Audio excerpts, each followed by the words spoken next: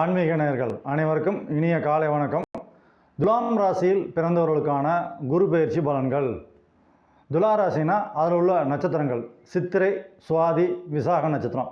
இந்த 3 நட்சத்திரத்தில் பிறந்தவங்களுக்கும் துலா ராசியில் பிறந்தவர்களுக்கும் இப்போ நான் சொல்லக்கூடிய குரு பெயர்ச்சி பலன்கள் பொருந்தும். குரு பெயர்ச்சி தமிழுக்கு வைகாசி மாதம் 12ஆம் தேதி, ஆங்கில தேதி மே மாதம் 26ஆம் தேதி செவ்வாய்க்கிழமை மிதுன ராசியில் இருக்கக்கூடிய குரு பகவான் கடக ராசிக்கு மாறுகின்றார்.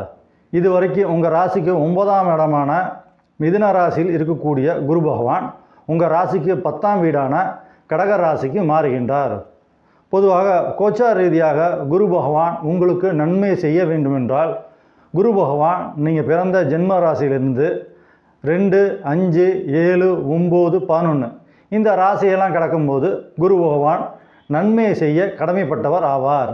சரி, 9ஆம் வீட்டிலேருந்து 10ஆம் வீட்டுக்கு வரப்போகிறார் குரு பகவான். 10ஆம் வீடுங்கிறது கர்மஸ்தானம் ஆகும். 10ஆம் வீடு கோச்சார் ரீதியாக குரு பகவானுக்கு சிறப்பான பலன்களை கொடுக்காது.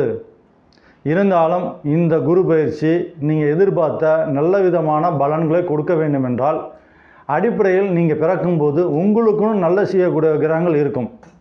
அந்த கிரகங்கள் நல்ல விதமாக இருந்து அப்படி நல்லா இருக்கக்கூடிய கிரகங்களோட தசா புத்தி அந்தரகம் நடைபெற்று மேலும் உங்கள் ஜாதகத்தில் கிரக நிலைகள் நல்ல வலுவான நிலையில் இருந்துச்சுனாக்கா இந்த குரு பயிற்சி நல்ல விதமான பலன்களை கொடுக்கும். கோச்சார பலன்களை விட நீங்கள் பிறந்த ஜாதகத்தில் கிரக நிலைகள் நல்லபடியாக இருந்துச்சுனாக்கா கோச்சார பலன்கள் பார்த்திங்கன்னா மிகப்பெரிய அளவில் வேலை செய்யாது. அடிப்படையில் நீங்கள் பிறக்கும்போது கிரக நிலைகள் நல்லபடியாக இருக்கிறது ரொம்ப ரொம்ப முக்கியம். அப்படி நல்லா இருந்து நல்லா இருக்கக்கூடிய கிரகங்களோட தசா புத்தி அந்தரங்கம் நடைபெற்றால் இந்த குரு பயிற்சி உங்களுக்கு பாதகமான பலன்களை கொடுக்காது. மாறாக உங்களுக்கு நல்ல விதமான உங்களுக்கு சாதகமான பலன்களை கொடுப்பார் குரு பகவான். அடிப்படையில் கிரக நிலைகள் நல்லபடியாக இருந்துச்சு அப்படின்னாக்கா கண்டிப்பாக இந்த குரு பயிற்சி நல்ல விதமான பலன்களை கொடுக்கும். நீங்கள் இந்த குரு பயிற்சியை பார்த்து நீங்கள் பயப்பட வேண்டிய அவசியம் கிடையாது.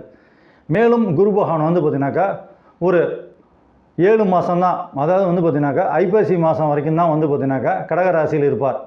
ஐப்பசி மாத கடைசியில் சிம்ம ராசிக்கு மாறுகின்றார். ஆகவே பார்த்திங்கன்னா குரு பயிற்சி 2 தடவை வருது.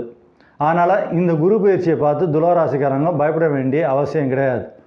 நன்றி.